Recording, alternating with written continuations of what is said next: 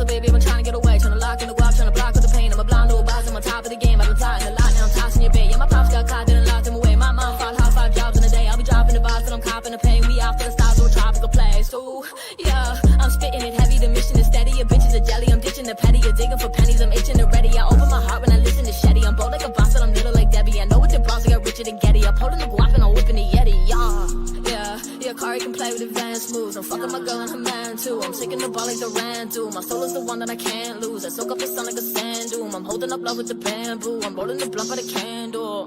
Taking the game, running it back without taking a drink. Yeah, I'm the one and I'm making a wave. Rolling the blunt and I'm blazing a J. I'm escaping the brain, go straight for the cake. I'ma take to the bank, not taking a break. I'm made for the race, I pray for the day. I wake with a bake in a great estate. Welcome back, everybody. I'm Jay, he's Maddie, and today we are going to take a tour of the NFC South. But like always, we're going to hit some news and notes before we do that. How are you, Maddie? Yeah, good. The NFC South has been a fun division to kind of like go through and predict what's going to happen, come up with some ideas of what they could do, because it's a weird amalgamation of teams. So like you have two teams that are already over the draft. The New Orleans Saints, for example, are in the worst cap position in the NFL, $46 million over the draft, but they have holes absolutely everywhere, and they have very few draft picks. Whereas you have the Tampa Bay Buccaneers as well, who are like looking to make their step forward in the playoffs, and the Panthers, who have kind of a young quarterback to build around, and the Falcons as well. So an exciting division to play with, Jay. But the news has been going crazy today. It is the last day that teams can put on the franchise tag in the NFL. It's the last time that the teams can add the franchise tag to their players here. And we are at a record low of 2 franchise tags added to players this franchise tag window. That has not happened since 1980 or so, I am told. Those 2 players are T. Higgins and Trey Smith of the Kansas City Chiefs. Jay, do you mind telling the viewers what that dance was for? Well, Neil Young once said, hey, hey, bye-bye. Yeah, we did not, as the Vikings, franchise tag Sam Darnold, which says to me they're moving on because they didn't get a contract done either.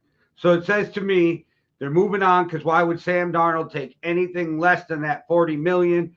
He is not made. I know that your first rookie contract's nice, but it's not life-changing. I mean, it is, but not generationally, right? Like when you come up with the $100 million guaranteed, that's generational, life-changing, and I think that's the kind of contract he can get. And then if you're the Vikings, I've been thinking about this. If you sign him for any more than 1 year, so if you give him guaranteed money in the second year, you have to trade JJ McCarthy, because he's not going to be fucking happy. He's not going to want to be there. I feel like it's the end of the Sam Darnold era on to JJ McCarthy. So I'm excited. With Sam Darnold, like obviously kind of like the perfect bridge quarterback, right? Where played incredibly well throughout the season, gave you guys a great season, gave you guys some awesome ups throughout the season. You were able to properly evaluate the offensive players on your team because you had decent quarterback play, and then reminded you why you need to move on from Sam Darnold at the end. Yeah, and don't get me wrong. Quarterback. Don't get me wrong. He did a wonderful job, and if they didn't have JJ, I'd be like, sign him to a 5-year contract. You know what I mean? You know what I feel about the 49ers should dump Purdy and take him.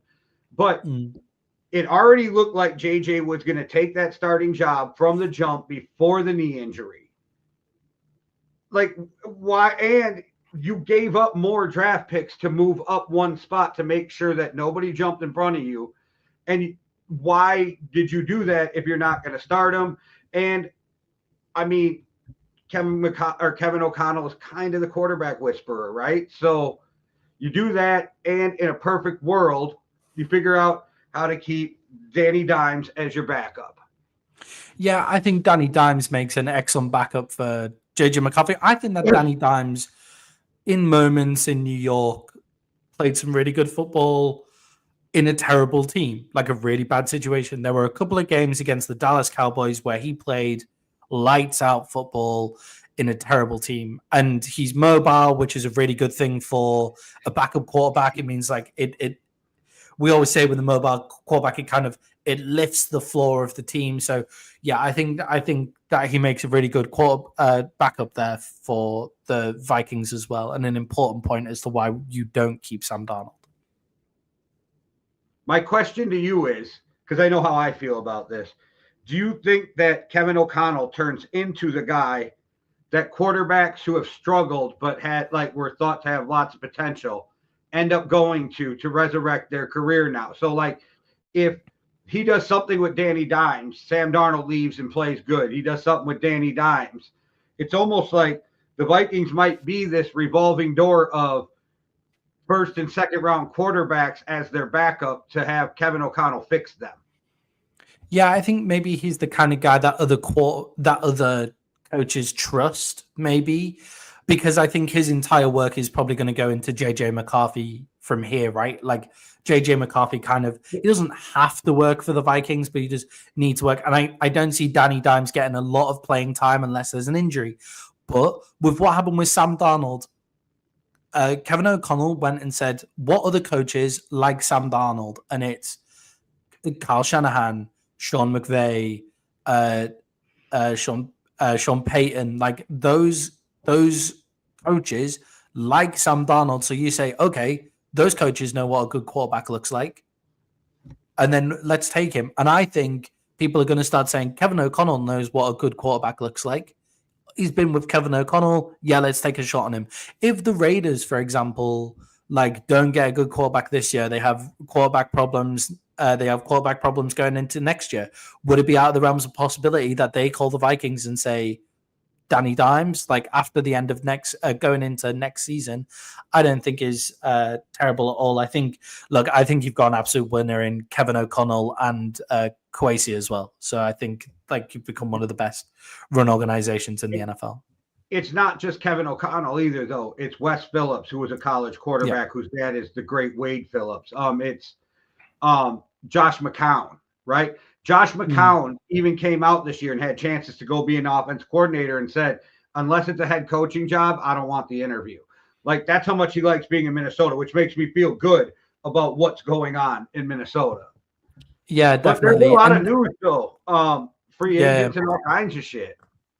Yeah, just the last thing on Sam Darnold that I want to get your opinion on. Do you think the Vikings might have missed out by not tagging and trading? Or is what you would have got back in a trade not worth the risk of then the tag? No, because I've been arguing all week with Vikings fans. Okay, one, you can't trade a player who doesn't sign his franchise tag. So Sam Darnold doesn't have to sign it. He doesn't have to sign it till week 10-ish because you have to have 7 games. So that, with buys, you have to have 7 games active to count as a full season. So he can hold out. He doesn't have to sign it. So he doesn't have to work with you on the trade. So if you tag him and he doesn't sign it, then you go into free agency $40 million less than what you could use to target other players. And if I'm Sam Darnold and you're just going to tag and trade me, I'm not going to be the nicest about it because you're trading me to, I'm going to where I want to go. Plus my team's going to have to give up compensation. Fuck that. You know what I mean?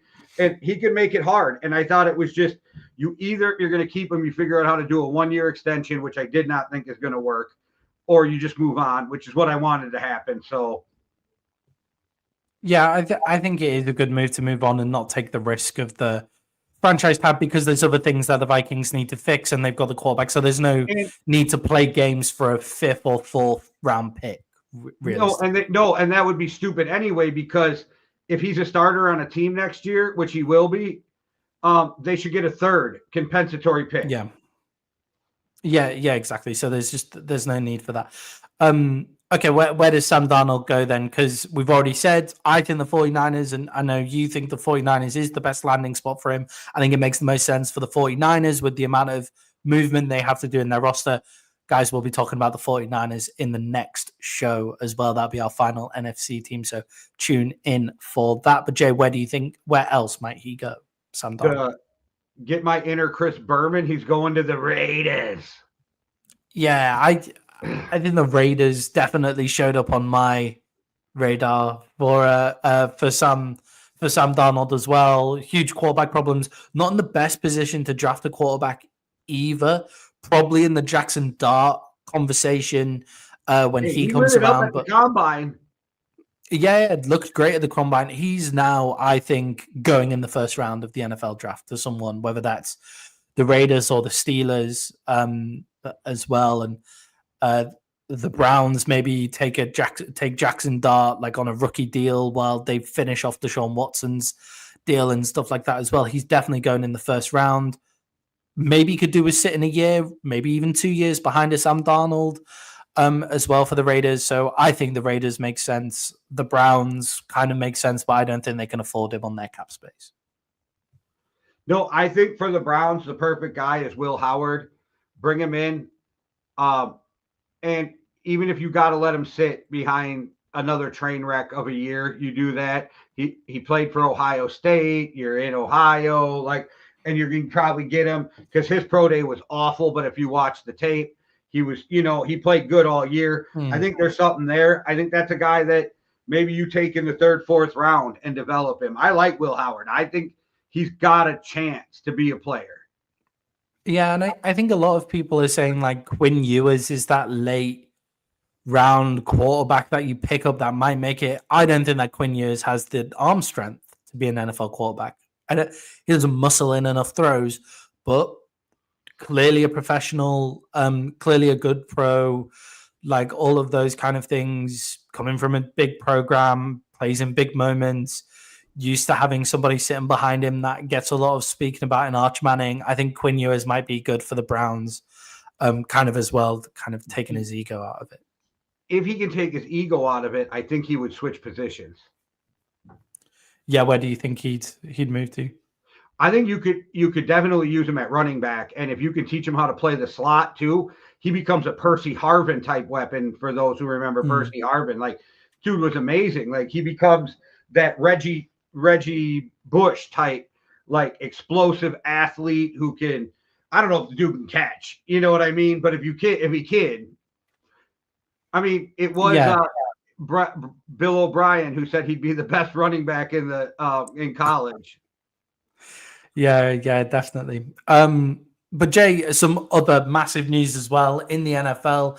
Deebo Samuels moves to the Washington Commanders for only a fifth overall pick. Just a fifth round pick, sorry. Just a reminder, the Cowboys took Jonathan Mingo for a fourth round pick mid-season. So fun there. How much does Deebo Samuels improve the Commanders?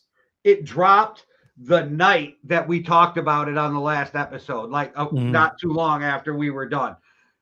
This is amazing and I don't know if their plan is to bring him in for 1 year, let him see if he loves it, and then try to re-sign him, or if they've already working on a deal to extend him. I don't know how that goes. I hope they extend him because you got Scary Terry, you got Brown, you got Deebo, you got fucking Jaden Daniels. You need an upgrade at the running back, but they are definitely serviceable. We talked about that. And yes, they have some holes, but they played well last year. And to get a Deebo Samuels type guy on your team, well, Deebo himself, but that's giving Jaden Daniels as much weapons as you possibly can, which I can't see a downfall to giving Jaden Daniels as many weapons. Yeah, and I mean, for the running back position, do they now kind of come into the conversation for that Omarion Hampton kind of player as well at the end of the first round, just to fully round out that offense, and then the rest of the draft can be picking those defensive star players that they need. So the Commanders have got themselves in a great position. It's exactly the place that Deebo Samuel should be, right? That second/third wide receiver, but not because of talent, just because of role. Like Deebo Samuels is the talent to be a second, maybe even a first wide receiver in the NFL, But if he's your third wide receiver in the NFL, it means you can just do anything with him. He can just play around in that structure. So if you have Scary Terry on the outside, as you've been saying, Brown has really improved into a good second. You then have Deebo Samuel as well. By the way, Luke McCaffrey, I thought was a standout player every time I saw him. Played for the Commanders as well and had a great movement with Jaden Daniels. The Commanders now become a really dangerous team on third down. Their third down conversion rate with Jaden Daniels back there was already amazing. Deebo Samuel coming out of the backfield, playing in the slot, playing outside on third down, third and short is not just an easy conversion, not just a tush bus style conversion. It becomes a dangerous down for them and what they can do there as well. Think about how much better Deebo was when Brandon Ayuk was there also, right? So you got Scary Terry and you got Brown, who has rockets up his ass, right? So you take the top off. I think it makes Deebo, as scary as he was at his best in San Francisco, plus it's a better quarterback. Deebo Samuels is the best quarterback Jaden Daniels is the best quarterback that Deebo Samuels has ever had. Yes. Like easily, and it's not close. And also the style of quarterback that Jaden Daniels is, with the mobility, the accuracy, that just something else that adds to his game, takes another defender away from a guy like Deebo Samuels is really important. The kind of yards after the catch for Deebo Samuel is really important as well. And look, there's a lot of people saying that Deebo is out of shape. I don't know if you saw his tweet in response to that, where he kind of said, getting this board ready for and look, I don't think Deebo Samuel is out of shape. And if he is out of shape and now he's getting in shape, then that is scary for the NFL. But I think they would be stupid not to sign him to an extension now, because this is Deebo Samuel's low point. I think you're going to have to pay him more next year, and I think it's worth the risk for them to do that. Great move by the Washington Commanders. That front office is killing it and has been killing it since they came in. Jason Moore, kind of free agency news as well. The Dallas Cowboys have extended O.C. Odigizua, the D tackle, for I can't remember what it is. It's about $50 million It's about $50 million in guarantees, 76 million overall over the course of about 4 years, I think, as well. What do you make of that move? Do you think it was the right thing for the Cowboys to do? Yeah, he's a guy who can help with the pass rush if you guys still can't stop the run. But what are you going to do? Get even weaker at D tackle and let him go somewhere else? And I know you have to feel good about it, because I can tell every time you talk about him, you kind of get the smile on your face. So yeah, I love Odigizua. I think he's just a really good weapon at D tackle. I think if you can get pressure up the middle on a pass rush, if you get pressure up the middle, then that just completely changes the game. With Micah Parsons out chasing people down, Micah is going to get to the quarterback. It's how quickly can he get to the quarterback. And if you can get pressure up the middle and force the quarterback out of the pocket or force the quarterback towards Parsons, then he's going to get there faster. Like, it means he gets there faster. It means less cornerback play. The problem with the Cowboys is stopping the run, and Odigizua doesn't help that. But if they then get players in to stop the run, if we're then in third and medium to third and long situations, Odigizua is a total game changer, and he's good enough at stopping the run where if you get just a straight up run stopper next to him at defensive tackle, then he changes the game. He's just a bit of a freak at the defensive tackle position, and I think the Cowboys had to bring him back. There was getting to be too many holes that needed filling on that defensive side of the ball going into the draft, so they had to get him there. Jay, obviously huge news coming out of New York. Not huge news that I think everybody kind of expected this news, but Davante Adams was cut by the New York Jets. It saves them about $20 million in cap, so I think the right move for them, I would say, the Jets 100% the right move for them, because the only reason that Adams was there was Aaron Rodgers, and Aaron Rodgers is no longer going to be a Jet either, so no need for to waste the $20 million. Good move. Do you think good move for Adams? Where do you think Davante Adams is going to end up? Yeah, I think they're going to clear house of anybody that had anything to do with Aaron Rodgers by the time the season starts. I don't think you will see a leftover Packer on that team. I was thinking about this, and if he's going for the bag or because he's been paid, or is he going for the chip, right? That's what I'm trying to question, because I think the Giants right next door would back up a Brinks truck to put him next to Malik Neighbors and their rookie quarterback and Shadur Sanders. I think they're going to move up to get.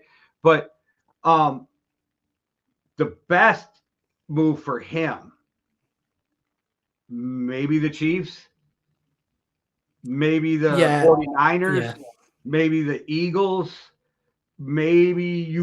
this would be ridiculous receiving core, but what if you decided you wanted to come play for the Vikings or the Lions?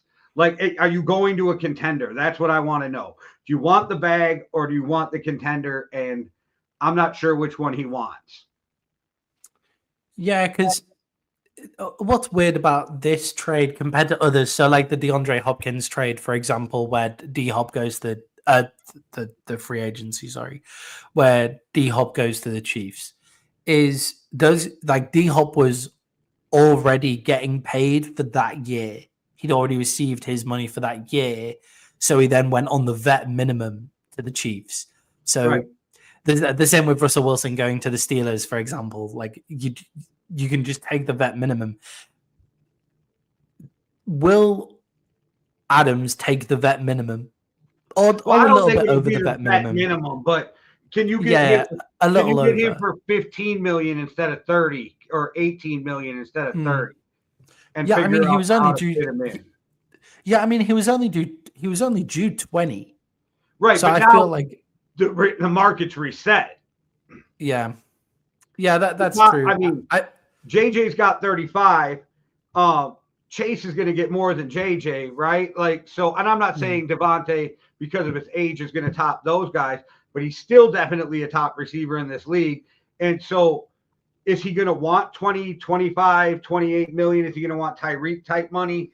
Or is he going to be willing to take a haircut? Because any team with fancy structuring can fit 18 million in, 20 million in for a guy. But I don't know if he's like, is it the bag? Are you trying to cash out with that $25 to $30 million multi-year deal? Yeah, I think there are some interesting options for kind of the in-between. Texans. As well. The Texans, yeah. The Texans. That's exactly where I was going. The Texans, where it's, does Davante Adams go there and make them a contender? Obviously, Stefon Diggs seems to be leaving. The Texans, insane to me for him to do that, but Diggs is Diggs, like he causes troubles in places. The Texans were the team that I would go for. Nico Collins, Davante Adams, Tank Dell, and the Texans have cap room to pay him 20. Like, he could get his 20 that he was due as well to pay for the Texans as well, and you get that. Then there's also teams like the Steelers as well, which are kind of like contenders but not contenders, unless maybe they get a wide receiver weapon as well. And then there's one team, Jay, who are currently talking about bringing back Amari Cooper. There's the Dallas Cowboys. And Davante Adams as a Dallas Cowboy, I think, makes a lot of sense. The kind of receiver that CeeDee Lamb is not. And then it makes a lot of sense there. Dak threw well to Dez Bryant when he was thrown to Dez Bryant. And Davante Adams is that kind of receiver as well. He's the kind of player that Jerry Jones would like to have in the building. I think that he makes a lot of sense as a Dallas Cowboy too. So I could see Davante Adams making it to Texas. Two things. One, before you guys jump in the comments and are like, The Texans are over the cap. The Texans in 4 moves will have about $38 million in cap space. So before free agency comes, they will be loaded up. I want to know if the Jets are just letting him know they're going to release him or if they actually filed the papers. Because if they actually filed the papers, then he's got to go through the waiver process, which nobody would pick him up. And then he's a free agent before everybody else. But I was also going to say it would kill people in Green Bay, but he could go to the Bears. Yeah, I think the Bears would be interesting as well, and the Bears have the cap space to like give him the bag. Depending, so it's really depending on what Davante Adams wants. If it was me at this point in my career and I'd made my money, I'd be looking for the chip personally. But it's easy to say that when you know you're not going to have to make the choice between 20 or 30 million a year. I feel like Davante, being really good friends with Aaron Rodgers, has invested his money well, because the one thing we know about Rodgers, if you like him or not, he is worth so much because he's invested his money well. Yeah. And he will probably be a billionaire one day. Like, that's how well Rodgers has. Because I've read some articles about like stuff with Forbes, and like Rodgers done some things. So I feel like if you're Rodgers' friends, you probably have taken some of this advice too, right? So I don't know what Davante wants. That's what we'll have to find out. I'm with you though. You're getting up there. You want a ring, but if you don't want a ring and you want to get paid, then fuck, go to New England. What if he goes wherever Aaron Rodgers goes next? I did think about that, but I don't know if there's really going to be that big of a market for Aaron Rodgers. And what if Aaron Rodgers ends up with the Raiders? Like, does Davante go back to the Raiders? Like, I know he likes living in Las Vegas because it's close to his family in California, but maybe Pete Carroll and Chip Kelly make him want to come back. We've seen guys go back. Yeah, he could go wherever Aaron Rodgers goes, or wherever Derek Carr goes, depending on if Derek Carr remains. I don't think he'll ever make that mistake again. I don't think he will. Like, we're boys. I love you, but fuck that. Yeah, I agree. But it would be interesting to see, because he's done it. Like, Derek Carr, Davante Adams clearly likes playing with Aaron Rodgers, and he moved for Derek Carr. So I wonder if he would do that again. Would be the one thing. I could see him in Texas. I think he makes a lot of sense in both of the teams in Texas, personally. Maybe if Miami have to get rid of Tyreek, maybe Miami makes a good fit for Davante Adams as well. What about either LA team? He's a California kid. Yeah, basically, I think we're just saying he'd fit in any team that you wanted him to fit into, and it depends how much money he wants to take. The Chargers would interest me more than the Rams, because the Rams are trying to get younger. They also have Puka Nacua, but the Chargers have no one. So it makes loads of sense. Away from beating the Eagles in the playoffs. Yeah. The Rams are that one play away, but the Chargers with Ladd McConkey is never going to be a number one wide receiver in the NFL just because of the body type. Like, just because of the type of player he is, like the perfect slot receiver, can be a really great volume receiver, and has big playability. But in terms of that on the outside, one-on-one with the cornerback, Ladd McConkey just isn't that guy, really. Whereas Davante Adams just takes just that one role for him, and then Ladd McConkey does the rest. Like, and it would be really great for the Chargers, I think, as a move too. So basically, Davante Adams is going to be able to go absolutely anywhere he wants to, unlike T. Higgins, who can't go anywhere he wants to because he doesn't want to be in Cincinnati anymore. You saw by his tweet, he just said tag and then a full stop. That was it. What do you make of the Cincinnati Bengals tagging T. Higgins? It is the most un-Bengals-like shit ever. They've only signed one player that they've ever tagged to an extension, and they've never tagged a guy more than once. But Higgins he gets a good bag this year, but if I'm him, I'm pissed too, because you're stopping me from signing that contract that's going to set me up forever. Yeah, definitely. And it's not like T. Higgins doesn't have a bad injury history. Even like T. Higgins has had injuries throughout his career. So if I was T. Higgins, I'd want to be signing that contract now to make sure that I'm not injured. Do you think that's Joe Burrow flexing his leverage? Yeah. Yes. I mean, Joe Burrow has made it very clear that he wants T. Higgins to remain on the team. I think if it was Joe Burrow, though, he'd want T. Higgins signed to an extension. That's the thing. Like, yeah, but you can't have all things. All you can do is be like, I want you to keep my boy, like, and really voice it. Yeah. If that's the case, I do wonder if that's a poor job from the Bengals GM in terms of saying to Joe Burrow, our problem last year was not the offensive side of the ball. Why don't we sign Devontae Adams? Why don't we sign Devontae Adams for less? Or why don't we get wide receiver in the draft? There's obviously great draft wide receivers coming out. And then we sign free agents on the defensive side of the ball to help us out with the thing that didn't get us to the playoffs. Why don't we? They've just let Alex Kappa walk. Why don't we go get a guard for you in the free agent market with this money? I don't think that the GM makes the decisions in Cincinnati, and I think that's the fucking problem. I think the owner makes these decisions. Yeah, definitely. And it's like, and as you said, it's a really un-Bengal situation as well.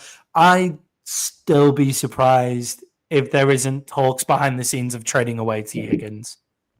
Like, I wouldn't be surprised if now they could charge for a second round or another first round pick for T. Higgins. You know, I'd be surprised if the Patriots aren't trying to knock the door down for T. I would applaud them if they do that.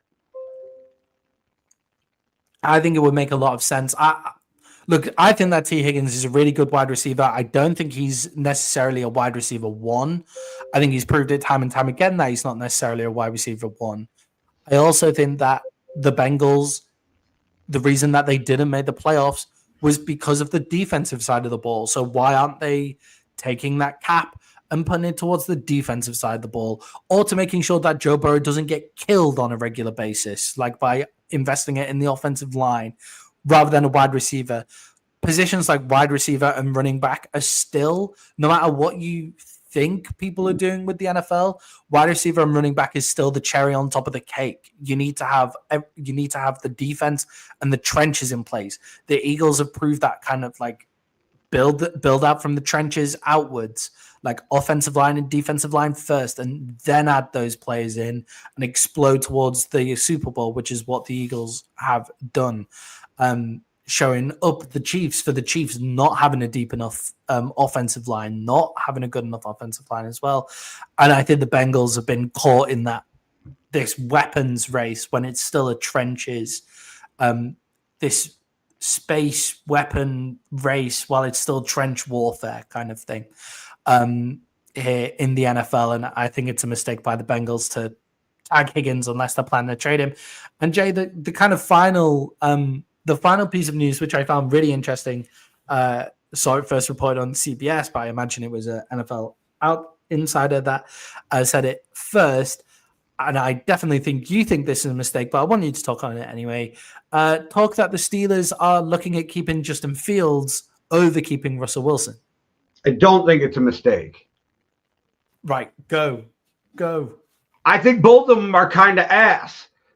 And if you're going to have somebody who's ass, keep the cheaper ass. Like, keep the ass you can move on from real quickly, because I don't think this is either one is a long-term solution. Now, do I think Russell Wilson is better than Justin Fields? Yes. But I think Russell Wilson's going to command a lot more money than Justin Fields. And I could see you honestly getting Justin Fields for the Sam Darnold contract of $10 million. Like, I don't think there's going to be teams lining up to like sign Justin Fields. So I think that you do that, and then you just keep searching for your quarterback of the future.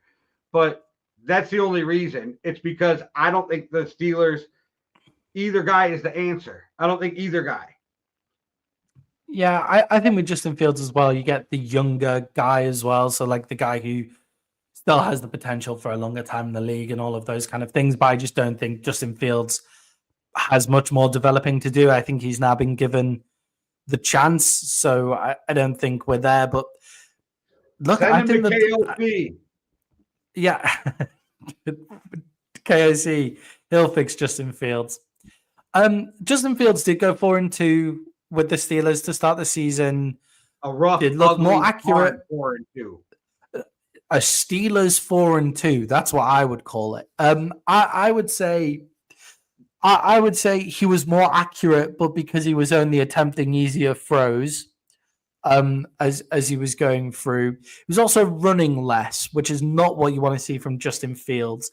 He kind of turned into a bit of a power runner, which, I mean, it's fun. Like, just try and run over some linebackers, but not exactly what you want to see. I wonder if they'll encourage him to air it out more to George Pickens after seeing the Russell Wilson effect in the deep ball. I figured out why they fall off at the end of the year, because they have to work so hard every game to win. Like, they have to claw and scratch and fight in every single game to win. They are exhausted by the end of the year. Like, they need to get a quarterback that can help alleviate some of that. And I know they can let him walk, but Najee Harris is not a great back. He's a good back, but he's not a great back. So if you got to figure out your quarterback, and you got to figure out your running back situation before anything. And I think Justin Fields is the guy you get for cheaper, and it's easier to move off of. Yeah, it's every player on the Steelers looks like they work the hardest to get their job done, which sounds like a really good thing, right? And it is a really good thing. Like, the Steelers play hard, but what I kind of mean is Najee Harris has to work the hardest out of any running back that makes his yards to make those yards. And he looks like he makes it difficult because he's not fast enough to do it. TJ Watt is an excellent defensive end. He gets loads and loads of sacks, but he also makes it look harder. Like, he fights to get those sacks. Like, he fights through players rather. Like, Micah Parsons just runs around linemen. Myles Garrett just shoves them out the way.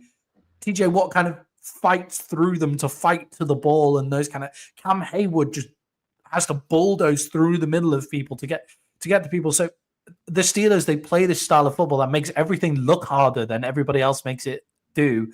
And that is a great thing for the Steelers. It's just, if they had some, it also makes George Pickens really stand out in the fact that he doesn't give a fuck. Like, George Pickens doesn't try at all. So it really makes him stand out too.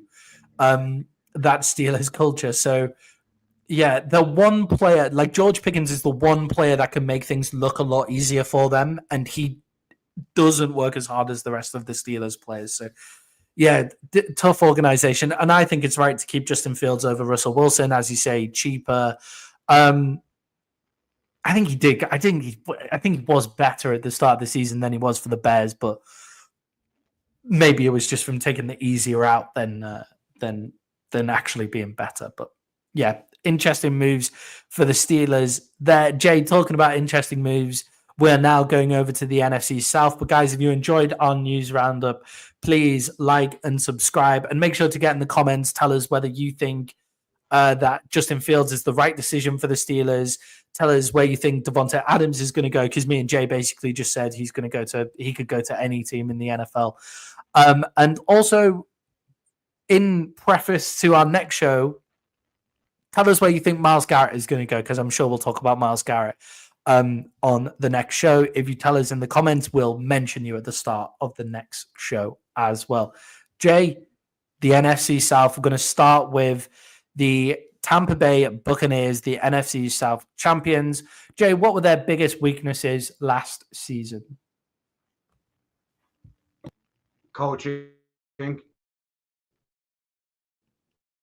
Yeah, just I would have fucking fired Todd Bowles after he got fucking Godwin and fucking Evans hurt in the same fucking game for no reason. Like, I didn't fucking get. But I think in the offseason it's going to be coaching too, because now for the third straight year you have to bring in a new offensive coordinator for Baker Mayfield, which kind of sucks. The whole Liam Cohen thing was fucking weird the way he exited there, plus his whole Duval. But I actually think that Tampa's going to fall back this year. Yeah, do you think it would have been worth them getting rid of Todd Bowles and keeping Liam Cohen? Do you think that would have been the move that they maybe should have done? Or do you think Liam Cohen's a bit weird and was good to get out of the building? We got to see how he coaches, because there has been coaches who have looked like fucking dipshits and turned it around. Nick Sirianni, like, for real. But Liam Cohen looked like a dipshit in his fucking presser. But Baker loved him. The Bucs loved him enough to make him the highest paid coordinator in the NFL, but then he left for a head coaching job. I'm not mad at him for leaving for a coaching job. I just think it was fucking weird that you told them you were at the dentist while you were interviewing for a fucking job. Like, you should have just been up front and been like, look, the douchebag GM is gone that I didn't want to work for. Now they want to interview me. I'm going to go interview. But I think the Bucs are going to fall back just because if they don't keep Chris Godwin, if they don't keep David, they got, I think, new coach coming in. I think they're going to have some issues, and they're like they don't even have enough cap space right now to pay their rookies.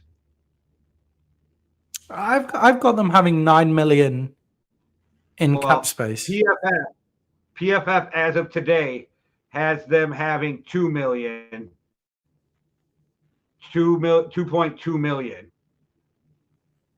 All right, okay. I've got them on Sport Trackers having 9, but I wonder if that is just the maybe a signing. Maybe PFF took out the rookies, because that would be about right. About $6 million is what it cost you, $5 to $6 million for your rookies. So it could be that they already accounted for their draft picks. Yeah, I think that is it. Like, I think PFF have got the true salary, basically. Let's have a look at over the cap. So over the cap have got them at 7.7. Maybe they've freed up some cap room somewhere. Well, no, I just expanded this PFF too. one to the full one, and in effective cap space, PFF has them at 893,000. At actual cap space, they have them at 2.2 million. Hold on. I can actually share this with you so you guys all can see what I'm looking at. Yeah. I forgot I can do this.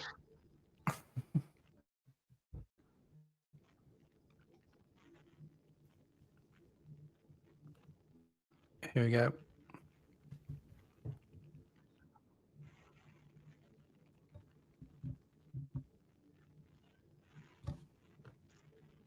Did it show up? It's not on my screen.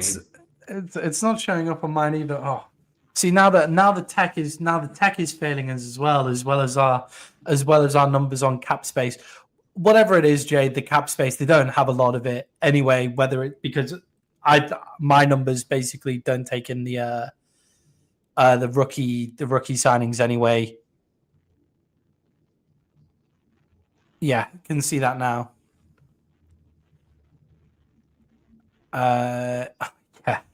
Yeah. Basically, Jay, Bucks are struggling.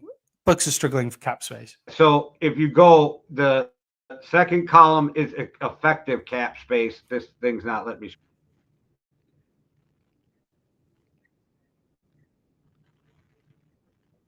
Yeah.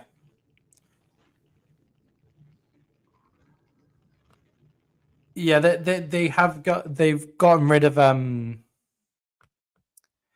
but I think they've cleared a bit of cap space because they've let Devon White leave today as well. They've kept Levante David, they've let Devon White leave as well, and there's a few players on free agency too. So but they don't have a lot of free agency room, whatever they're doing. I think the other problem with Todd Bowles is, and it's something that we've said about a lot of head coaches in the NFL, it's if your side of the ball is the problem, then you shouldn't be head coaching this team. And the defensive side of the ball is the problem for the Tampa Bay Buccaneers. They were excellent on offense, completely explosive, had a weird middle period of the season where they just looked terrible, but that was when they were without Mike Evans and Chris Godwin as well. Jalen McMillan stood up and looked great. Bucky Irvin was awesome as well. That offensive line actually got back into Tom Brady era form as well. Of that offensive line, it looked really, really good too. So the offensive side of the ball is clicking. Baker Mayfield is playing well. The defensive side of the ball was a mess. And if that's where you're head coaching, then that's a real problem. It's difficult to move off a coach when you're 10-7 and go into the playoffs and the division champions and all of that kind of stuff. And you lose by it is the kind of thing you should do. And you lose by a last-second field goal, but yeah. Yeah, it is. Like, it is tough, but it is what they should do. They shouldn't have been able to get that far. That's how good the offense was throughout the year. Jay, also a lot of aging players on the Tampa Bay Bucs roster as well. You've got Chris Godwin, who's now being hit with injury issues. Levante David, who they've kept. Jamal Dean. Jamal Dean is at $15 million. Was $15 million on the cap last year, but can't stay healthy. What are you doing with those players, those aging players? Obviously, Mike Evans as well, but Mike Evans signed an extension last year. They have to keep Levante David, and I don't know what they do without Chris Godwin because the offense did not look the same while he was out. And if you keep David, you still need linebacker help, but you don't need as much. They still need corner and edge help too. Like, I don't know what they do because, again, they're in this weird cap hell, and I don't know how they got themselves here. If you look at it, it's got to be or because of the dead money, obviously, because they have, where was it? $29 million in dead cap space. Like, what the fuck did you guys do to get yourselves 29? Unless that's still from winning that championship with Tom Brady, that doesn't make any sense. Yeah, the dead money is $17 million in Shaquille Barrett, $11 million in Ryan Jensen, $2 million in Anthony Nelson, and some money to Jake Kamada. $32 million. So it's basically all Shaquille Barrett. No, sorry, and Jensen as well, who, to be fair, were pretty big deals in their championship winning season. So Shaquille Barrett was one of the best outside linebackers at that point, but is nowhere near that level now. But yeah, I'm not sure how they've managed to kind of fall into cap hell here. They do have some good draft opportunity, I think, to fix these positions. As we've said multiple times, this is a really good depth, especially on the defensive side of the ball. There's a lot of good depth at edge. There's great depth kind of throughout this draft. Some of the top targets, Jay, that I've given them, I've said they should maybe go out and try and address safety in free agency, depending on how much they clear up. So I'd be tempted to get rid of Chris Godwin, personally, just to clear up some cap, because with Mike Evans and McMillan and Bucky Irvin, they did look better. It was when they didn't have Mike Evans and Chris Godwin. As long as they have one of Mike Evans and Chris Godwin, they were fine. So I'd be tempted to get rid of Chris Godwin to clear some cap. I would then go in free agency, Javon Holland as a pick at safety, but I think lots of teams should be going out for Trayvon Moehrig, who seems to be really low value free agent who looked amazing coming out of the draft. Moehrig, I would take him in a heartbeat as a free agent. But the kind of players they should be looking at for that 19th overall pick, as you say, they need to get younger at linebacker. So Jaheed Campbell from Alabama, Mike Green. That's who I have them taking. Is Campbell, inside linebacker for Alabama. Yeah, I think Campbell is a nailed-on player. If he gets to there for the Bucs, that is their pick, I think. But I don't know whether you've seen kind of the hype video of Mike Green defensive end from Marshall, absolutely blowing someone up at the combine, which was fun to watch. Trey Amos as a kind of second round pick. If they want to get their cornerback in the second round, Trey Amos from I think Ole Miss. And then they also have the opportunity to get Lathan Ransom, safety, Ohio State, in the third round as well. They've got some good opportunity there to fix some holes in the draft. And to free up some money, they could, and I think they should, cut Jordan Whitehead and Jamal Dean. I think that I read earlier that would free up somewhere around $15 million for them. Maybe you can go out and get somebody to help with that money. But then again, you're still weak at defense. You're cutting on defense, but you're cutting guys that weren't going to help you win anyway, and you can save money. So you might as well go younger at that point and start over, or get in some bets. I don't know if Shaq Griffin's going to be back with Minnesota. He's a free agent. Maybe somebody wants Shaq Griffin. He played great for Minnesota last year.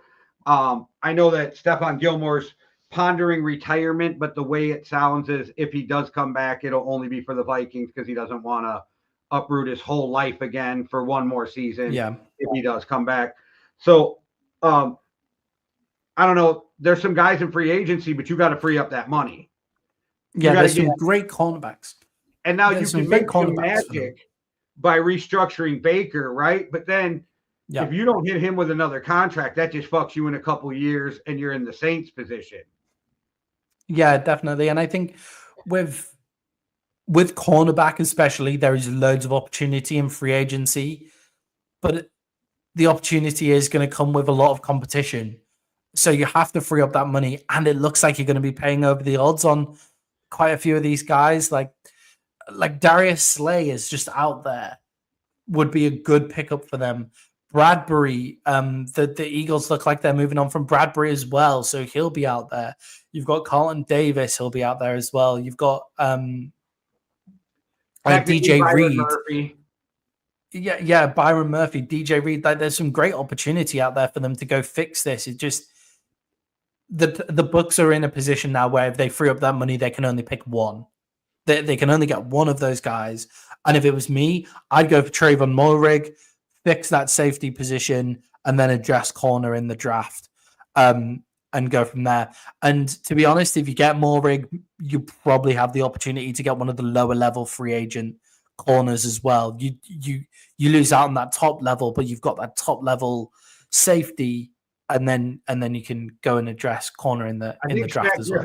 Played for $5 million last year, so yeah, exactly. Like those lower level free agents could do a job for the Tampa Bay Buccaneers. But yeah, exciting team. But I agree with you. I think the coaching might be a problem for them. Jay, we're now moving on to the Atlanta Falcons. I think we all know what their biggest weakness was last season, but I'm just going to let you say it just to make sure that we have it on the record.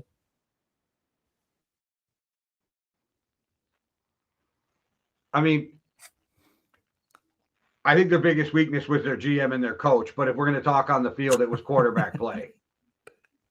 Oh, I was going to go for pass rush, because I feel like they've obviously they've fixed the quarterback play. Now we'll talk about quarterback play. Well, but did they because Kirk fucking sucked balls because his injury wasn't fucking healed. He finally gets better, brings together like 4 really good games, shits the bed in 2 games. They pull him. They put in Penix, who never like wowed anybody. And I blame all of this on the coaching staff and the GM for even having this shit show happen there. And I don't know. I feel like they did everything wrong. But now that you said it, I can say absolutely pass rush was horrific. And at the beginning of the year, the coaching, it changed. But these coaches were trying to have a zone offensive line run a man-to-man scheme, which didn't make any sense.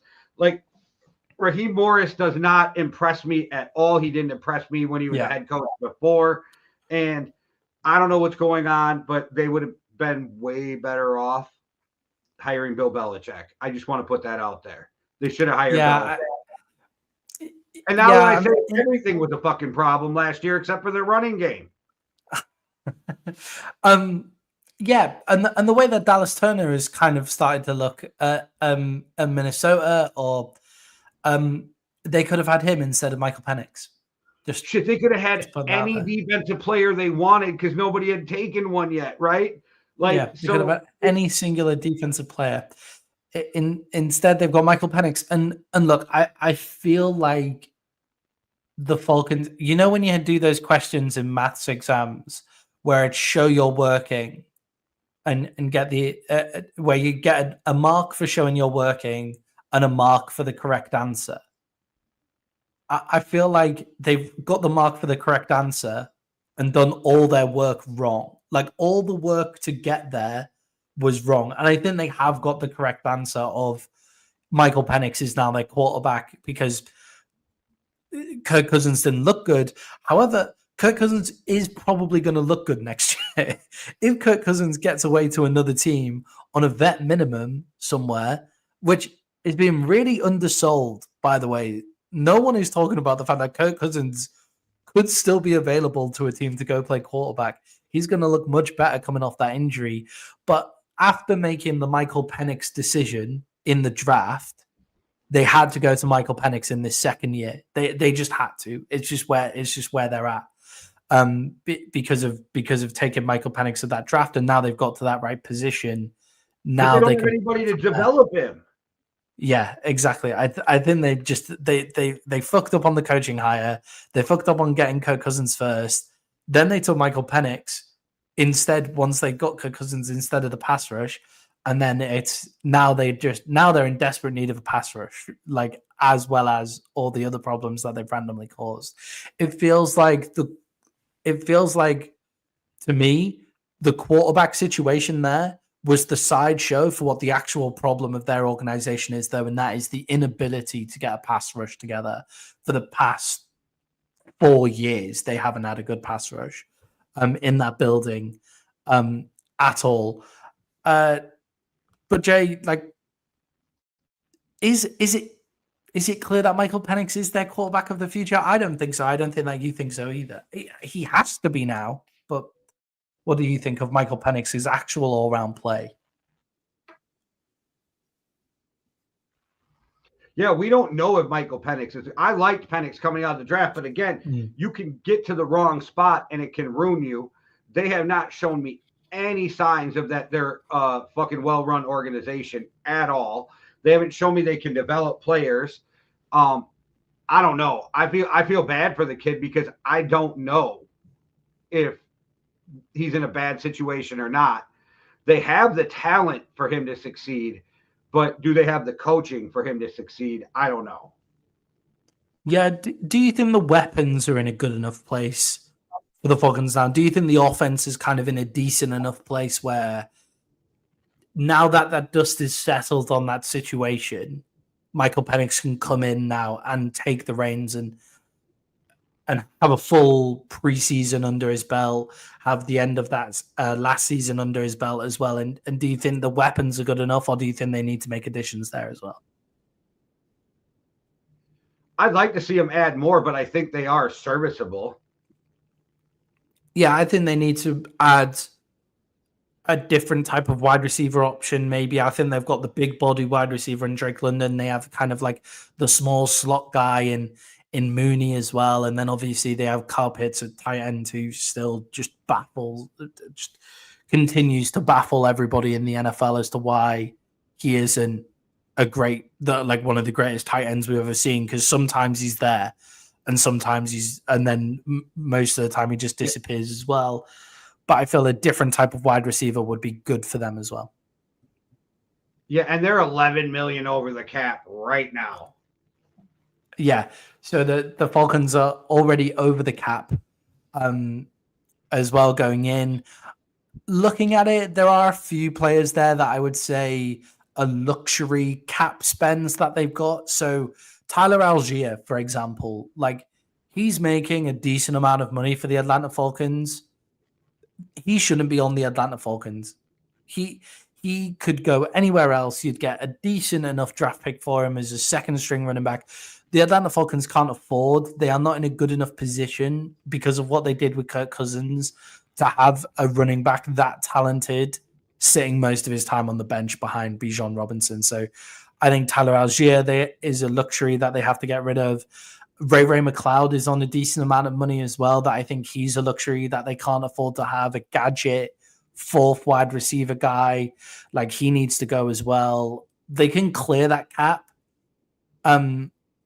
Obviously, but it's the Kirk Cousins contract that's kind of fucked them over there, and it means they can't do anything in free agency. They do have a decent draft position where they pick 15th overall.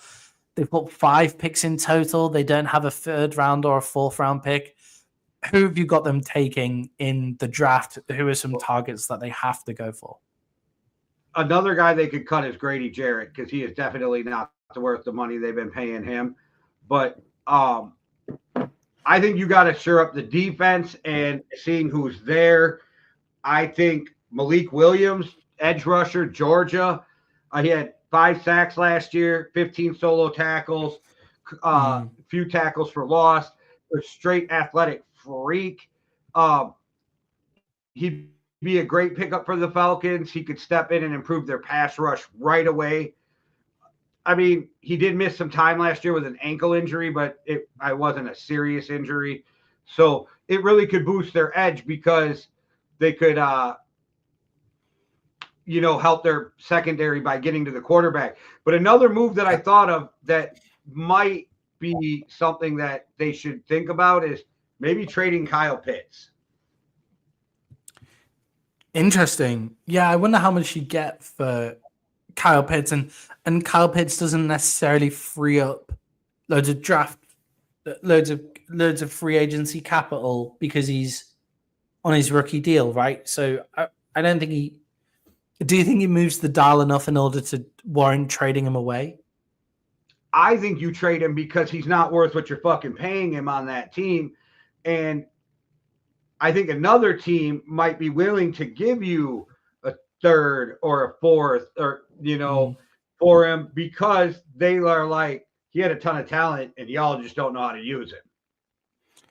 Yeah, you could see Kyle Pitts looking very dangerous on some other team. Like, if Kyle Shanahan got hold of Kyle Pitts while George Kittle is aging, that would be nasty. Like, that would Andy look Reid. Ridiculous. Andy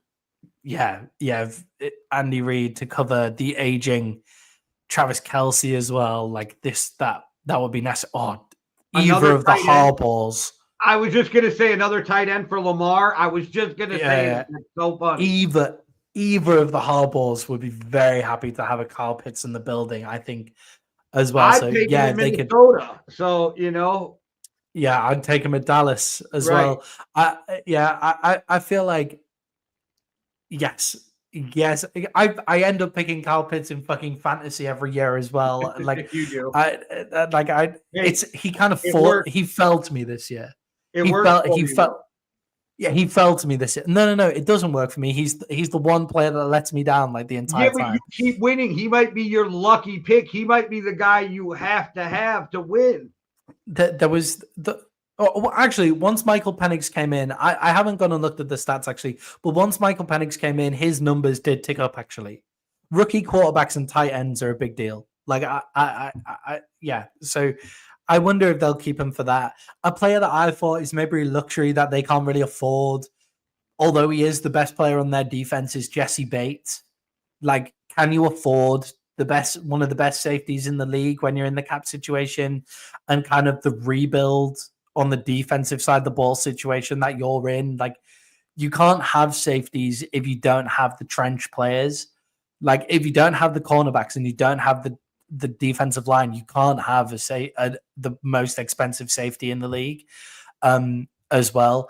Players that I've got for them, Jay, I've just attacked the edge for them as well. I've got James Pierce Jr. from Tennessee, Shamar Stewart from Texas A&M, and I also have Michael Williams from Georgia as well. I think it is just an attack the edge draft for them. Maybe just take 3 edge rushes and see which ones come out on top throughout the draft there. But They need more draft picks. They need more cap. They're in trouble. And lots of people at the start of the year saying that Atlanta were like the team to watch to go to the Super Bowl as well. Jay, another team that's in complete cap hell. They're in the biggest amount of cap hell like I think I can remember ever seeing. They're the worst in the NFL in terms of cap space. Jay, what was the biggest weakness of the New Orleans Saints last season?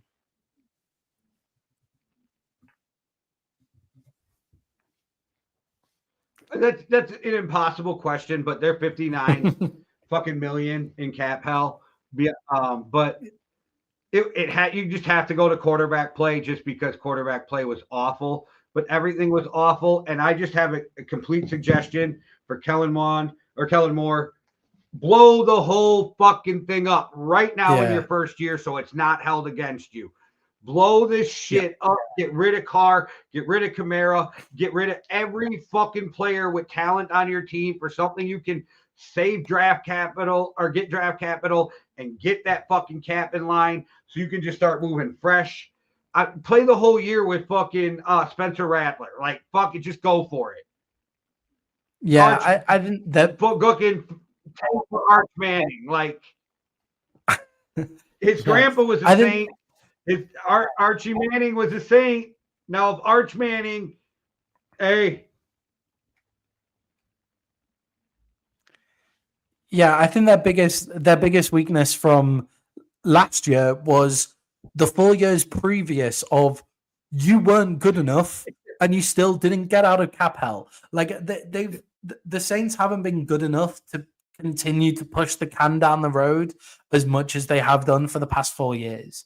Like for as long as we've been doing this show, the Saints have been in cap hell. But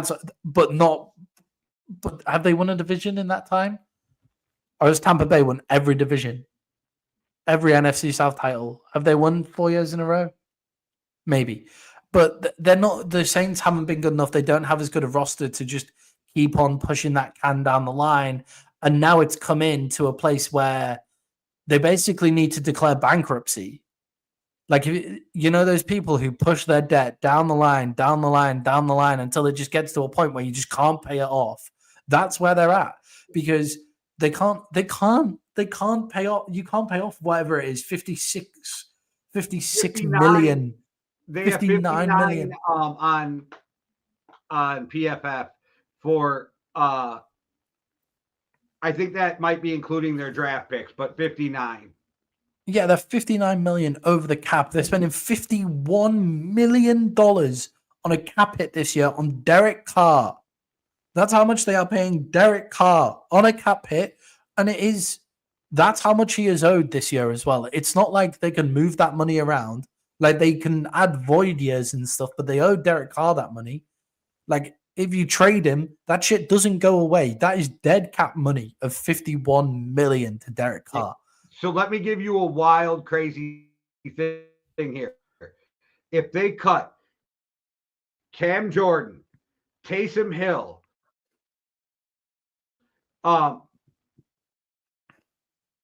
Saunders, need to be. It only gets them halfway.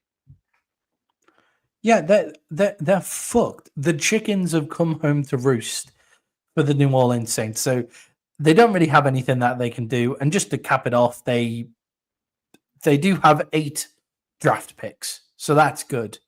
They have 8 draft picks that they can try fixing this with. Really, they want to be up around 12.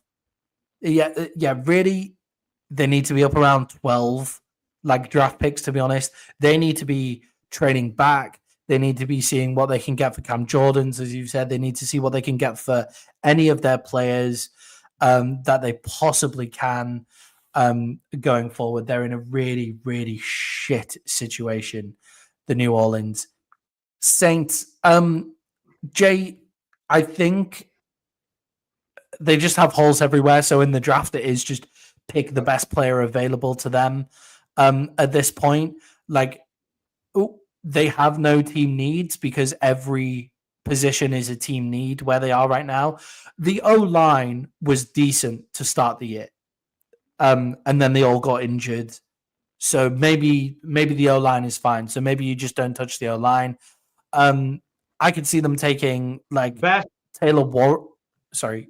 Best player available. It doesn't fucking matter. Just take the best fucking player available. Yeah, best player available. I think where are they? 9th overall? Yeah, 9th overall. They could get Taylor Warren. Dart? No. I actually trade back and maybe pick up Dart. No, so actually, I think they maybe take Taylor Warren to start at 8 and 9 because I know he's a tight end, but all-round weapon, can do kind of everything, like even decent at blocking as well. And then I think they take Jalen Milroe. Safety and Starks. So yeah, I think they take Jalen Milroe in the second round. So take Jalen Milroe in the second round, athletic quarterback, raises the base. And Jalen Milroe's biggest problem isn't ability, it's consistency. And you can teach consistency. Consistency is something you can get. And Jalen Milroe in a Kellen Moore system works. Like his comp for me would be a slightly leaner Jalen Hurts. I think he makes sense as Kellen Moore's quarterback. Don't you think they almost have to trade back though to pick up more picks? Yeah. If you trade back far enough, then Jackson Dart becomes a value, right? So yeah, in a first round trade back, I just wonder. I wonder how many people are going to want to trade into the top 10 this year. Like, I don't think there's many that are looking to trade up. Like that be willing to move up for Genty or some other guys who may fall, or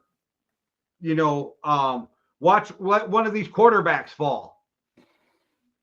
Do you take Shedeur if you're them and he falls, or what if you're not sold on him? Then you trade back, right? Or Ewers, because everybody's got these quarterbacks going high, which they probably will. But we've seen drafts where we think quarterbacks are going to go higher than they didn't. I mean, like, look at Will Levis. Everybody's like, he's a first-round pick. Even fucking Mel Kiper was like, he's the best quarterback in the draft. And he went in the second round. So you just never know how these quarterbacks fall. I say you trade back.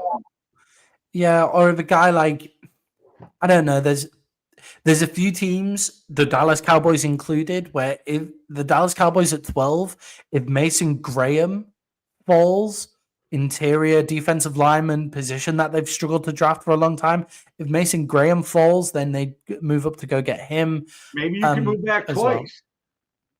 Yeah, I think if I'm the Saints, I'm taking every call to move back as we go. I just don't know whether they'll be able to.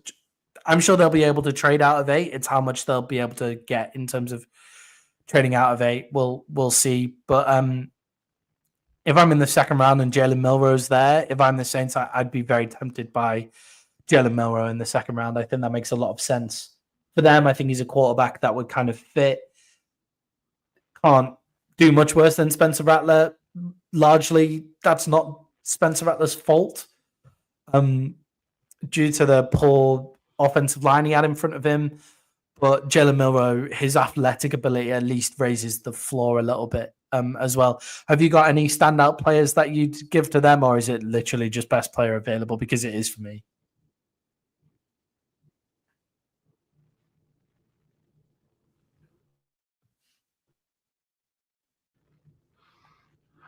All right.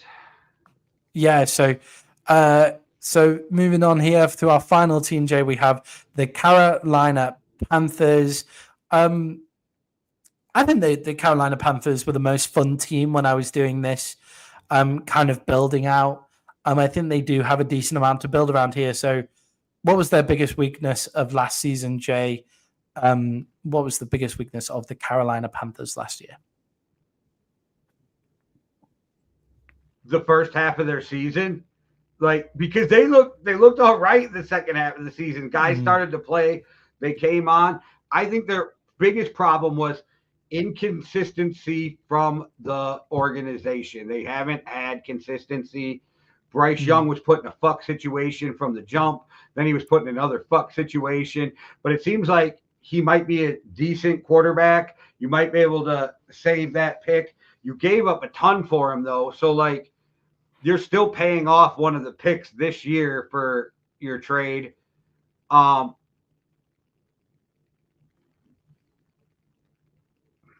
like their defense.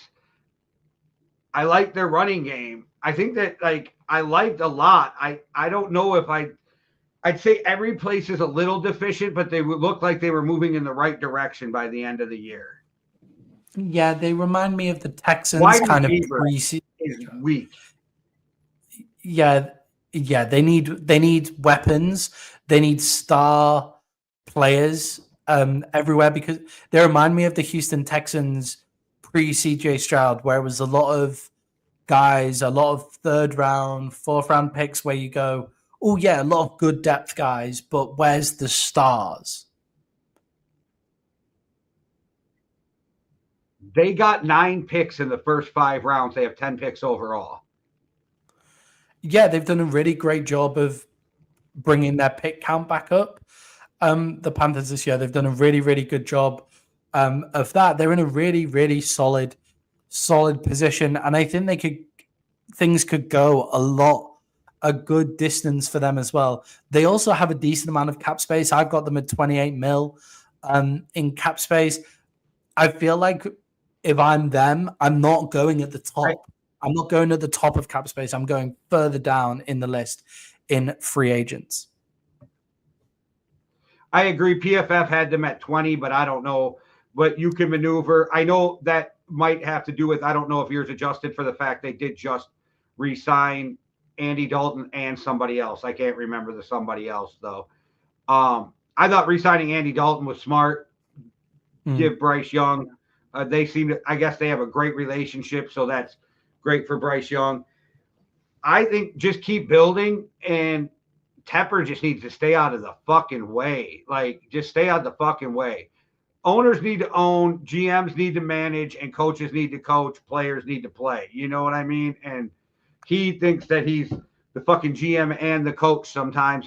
And I think if they let that motherfucker suit up, he might just run out on the field. So, you know, it's fucking weird with that ownership.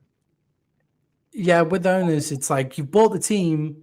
Now just you pay these guys to run the fucking thing. Now get out of the way. Come out on Sunday, like come bring your billionaire friends to practice and come out on Sundays and have your pork sword swinging contest, you know, like do all of that fucking billionaire bullshit, but just pay the people that you're paying to run the team, let them run the team, because I think Dave Canales has done a great job with what he's got with the Panthers so far. He's clearly kind of some sort of quarterback whisperer. And he was benched Bryce Young, got him back. Yeah, he was in a really messed up situation as well. Like considering what they looked like last year to what they look like by the end of this year, they look really great, and it really does remind me of the Houston Texans just before they got CJ Stroud and kind of took off. I feel like they can add a lot of good players here, Jay. I in my free agency thing for them, I've gone and got Malcolm Quancy from the Raiders, who has been injured but has looked pretty good. He's only 27. Paulson Adebo from the Saints, who has an injury problem as well. Guys like Chase Young, Chase Young is just going to be a solid starter in the NFL, I think, for the rest of his career. Yeah, do you think he's going to Minnesota? I think that would make a lot of sense as well. I got him on a wish list, but that doesn't mean I think he's going to go there. Yeah. Yeah, Chase Young will be a really solid starter. Like, he's not that high-end guy that he was originally drafted to be, but he's now going to be a really solid starter, I think. And a guy that I'm a big fan of, actually, and I think would make a lot of sense to go to a team like Carolina that have those solid players but are missing that kind of star.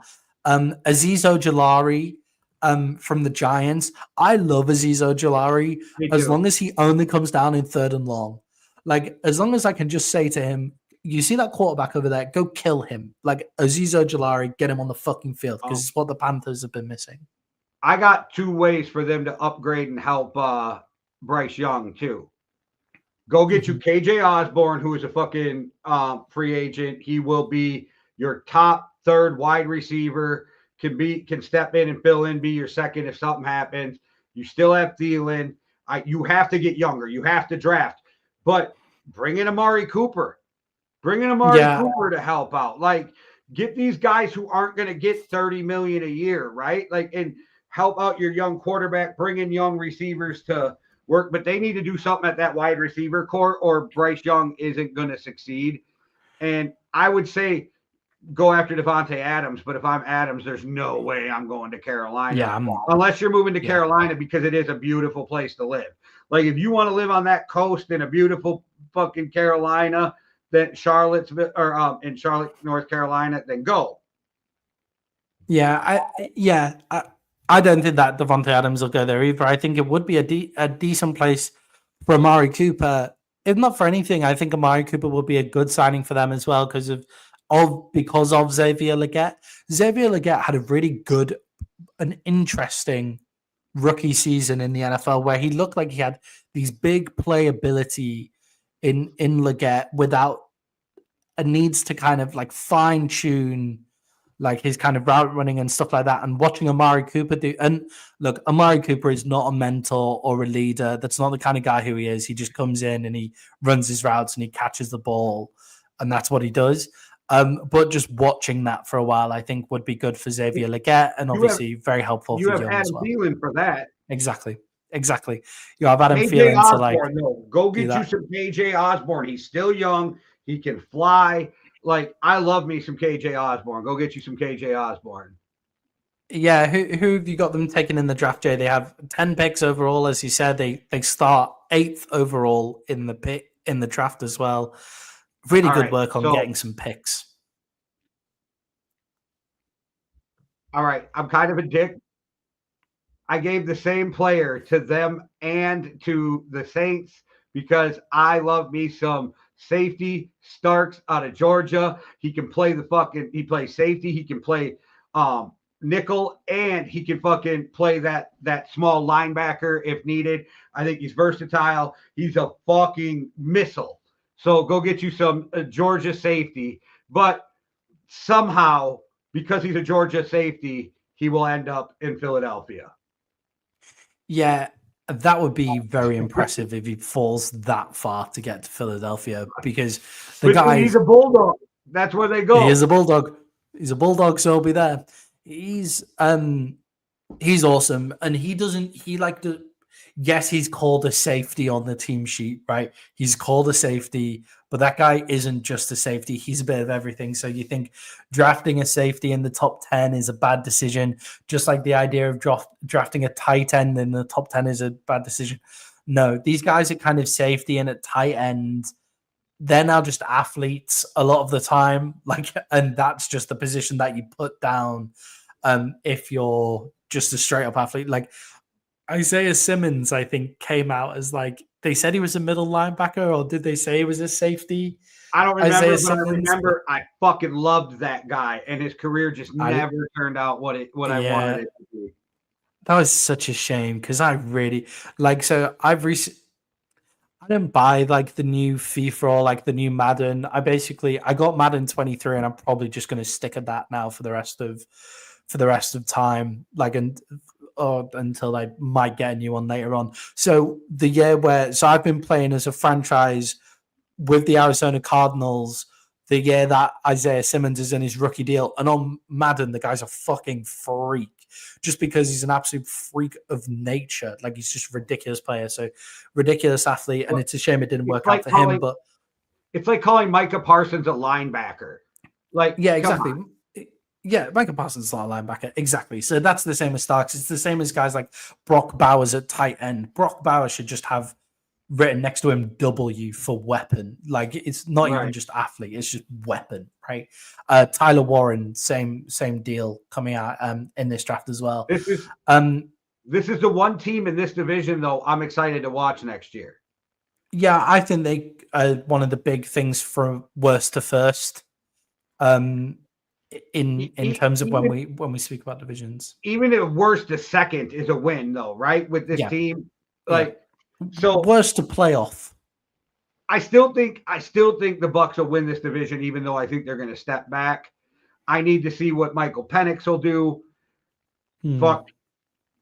New Orleans is a train wreck, so that's the only reason you even pay attention is because you can't help but look at a train wreck when passing by.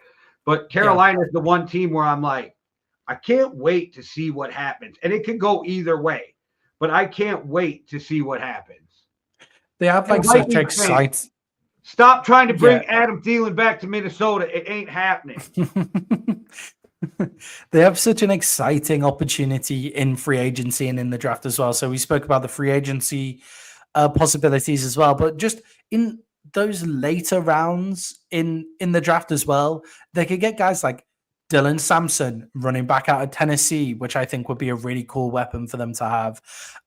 They could get Dequan Felton, big body wide receiver from Virginia Tech in a later round, like rookie quarterbacks, big body wide receivers, very, very helpful positions for some to have. A guy who I'd love to see them get, but I don't think it makes sense picking him as high as you have to kind of pick him. You'd have to get him at the top of the second round, I think.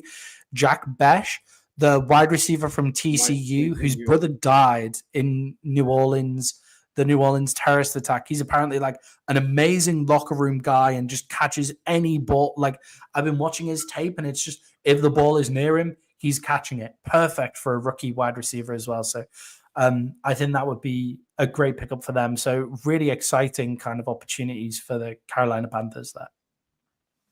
Yeah, I think it's going to be a good fucking season.